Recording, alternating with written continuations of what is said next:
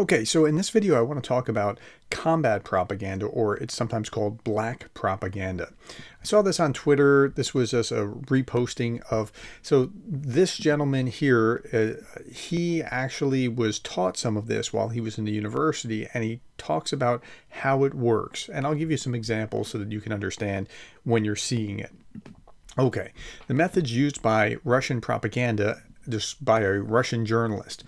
He begins by saying this: I studied at the Faculty of Journalism of Moscow State University. We had a military department. In an atmosphere of secrecy, we were taught special combat propaganda, the art of sowing discord in the ranks of the enemy with the help of disinformation and manipulation of consciousness. Okay, when you talk about what's going on in the United States in 2016 forward, the kinds of things, and it's been done before, but it seemed to have magnified in that time period. That's what we're talking about, right? Let me tell you, it's a scary business. I'm not kidding. Combat, or black propaganda, allows any distortion of real facts to solve propaganda problems. Okay, so you can distort the facts any way that you want. You're not trying to find out what is true. You're trying just to sow discord. That's a lot easier than actually trying to figure out what's right and what's not right. This is an effective weapon used for the sole purpose of knocking out the enemy's brains. The rotten herring method, the inverted pyramid method, the big lie method, the 40 to 60 principle, the absolutely obvious method. You also know all these methods and techniques. You just don't realize it as intended. We were taught to use special propaganda techniques against soldiers of the enemy army. Today, they are used against the civilian population of our own country. Now remember, he's Russian. This is a gentleman who started the first business newspaper, Kommersant newspaper, and but he's writing this in 2016, saying it's being used in Russia. It's also being used in the United States. For example, the rotten herring method. It works like this. A false accusation is chosen. It's important that it's as dirty and as scandalous as possible. For example, petty theft, child molestation, or murder, preferably out of greed, work well. So the old example is, when did you stop beating your wife, right? Like, well, wait, hold on. Now, defenders start saying, hey, he doesn't beat his wife. Mr. Smith's a good man. He doesn't beat his wife. And the opponents say, Mr. Smith beats his wife. But what's common to that is beats his wife, beats his wife, beats his wife. And then that's how it gets smeared. That's the rotten herring technique. The purpose of the rotten herring is not to prove the accusation. It is to cause a wide public discussion how it's unjust and unfair. Right? Like that's pretty interesting. It does work. The human psyche is arranged in such a way that as soon as the accusation becomes the subject of public discussion, its supporters and opponents, experts, rabid prosecutors, and ardent defenders of the accused inevitably arise. But regardless of their views, all participants in a discussion again and again pronounce the name of the accused in connection with a dirty and scandalous accusation, thus rubbing in more and more rotten herring into his clothes until finally the smell begins to follow him everywhere. The question, killed, stole, seduced, or not, becomes the main one in which his name is mentioned. He beats his wife. Of course, Mr. Smith beats his wife. No, Mr. Smith doesn't beat his wife. But again, beats his wife, beats his wife, beats his wife. By the way, if you know how... Okay, so I want to ask you two things.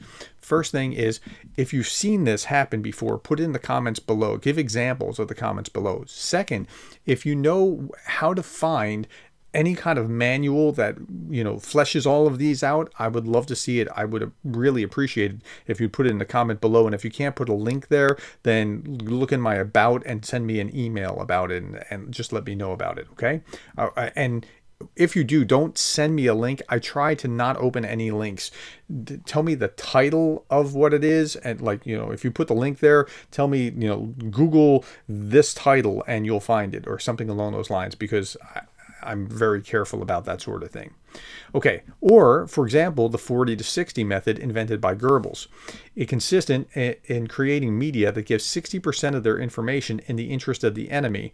On the other hand, having earned his trust, in this way, the remaining 40% are used for extremely effective. Thanks to this trust, disinformation. Okay, so I actually studied Goebbels in my master's thesis, my public policy master's thesis, which was about the Nazis and the way that they could kind of make people non-people legally and then destroy them during the Holocaust. Like, what happened there? How did that happen? So I read Goebbels' diaries, and it was really insightful. Well, another thing that Goebbels did was they gave away radios with only one station on it, and Goebbels was lamenting in his diaries about how, isn't this terrible? I have to give 70% of entertainment in order to get my 30% of propaganda out. But that's the way that he thought about it, and it's very similar to what they were just saying here. Okay. During World War II, there was a radio station that the anti-fascist world listened to. It was thought to be British. Only after the war did it turn out that it was actually Goebbels' radio station, which worked on the 40 to 60 principle that he developed. The big lie method is very effective. It's a bit like the rotten herring method, but it actually works differently. Its essence is to offer the audience such a universal and terrible lie with the highest degree of confidence that it's almost impossible to believe that it's possible to lie about such a thing, right? And the way that I've observed that Russian propaganda works is the crazier the charge, the more out there in left field that it is, the more it actually sticks, because like you wouldn't lie about that. I mean, it's hard to believe, but I mean, they wouldn't make that up, right? Okay. So you see that actually happens. I'll give you an example in a moment. The trick here is that a properly composed and well-invented big lie causes such a deep emotional trauma in the listener or viewer that it then determines his views for a long time, contrary to any arguments of logic and reason. So Sergei Shoigu came out the other day and said that this was about a month ago, that there were 500,000 Ukrainians killed already in the war. This was, again, only a month ago. That's a pretty big one, right? Here's another one I talked about yesterday. 40-1 Ukrainian to Russian losses. Scott Ritter was actually saying, well, the losses are 10-1, 20-1, 40-1. And I did the math here. It's just impossible that this could be actually the case. But nonetheless, that's where he is, and that's the big lie. Okay, false descriptions of cruel abuse of children or women work particularly well. Let's say there's a message about and I'm not going to read this, but you can read this here, something that happened, that they say happened in Donbass in 2014 or somewhere after 2014. Due to the deep emotional trauma that it causes, it will determine the views of the person who received this information for a long time. There are people that really believe that there was this event that went on, and no matter how much someone tries to convince him or her later using logical arguments, it just doesn't work. But our cheerful colonel especially revered the method of the absolute evidence, which delivers, although not fast, but reliable results. Okay, so what does that mean? Instead of proving something, you submit what you want to convince the audience of as something obvious, taken for granted. You assume it, like salesmen are taught to assume the close. Like, of course they want to buy from you, right? So you assume and take for granted that this thing is true, and therefore it's unconditionally supported by the overwhelming majority of the population. And despite its seeming simplicity, this method is incredibly effective, since the human psyche automatically responds to the opinion of the majority and seeks to join it. And that's right. Like, you just assume that this must be true, and people go, oh, well, I guess it is. It is just as important to remember that the majority must necessarily be predominant and its support absolute and unconditional, otherwise the desire to join won't take place. However, if these conditions are met, the number of supporters of the majority position begins to gradually but surely increase over time, and increase exponentially, mainly due to representatives of low social strata who are most susceptible to the attachment effect. So the peoples that don't understand it or can't really think through it well are, I guess if people believe that must be the way to go. And we see this all the time in surveys that show the majority of people believe X. And why are they showing that? Because they want to push X a little bit more. Okay, one of the classic ways to support the method of absolute evidence is, for example, the publication of the results of various sociological surveys demonstrating the absolute social unity on a particular issue. And if you're out of step with that, which you probably are because it's not necessarily true, then you start to fall in line. The methods of black propaganda, of course, do not require these reports to have anything to do with reality. You can make stuff up. The methods of black propaganda affect the audience at a level of deep psychological mechanisms in such a way that the consequences of this impact cannot be removed by the usual logical arguments. Like, you can't argue people out of that. And that's really interesting. Big Lie achieves this effect through emotional trauma. The method of absolute evidence is the attachment effect, the rotten herring introducing the audience mind to a direct association between the object of the attack and a dirty, scandalous accusation.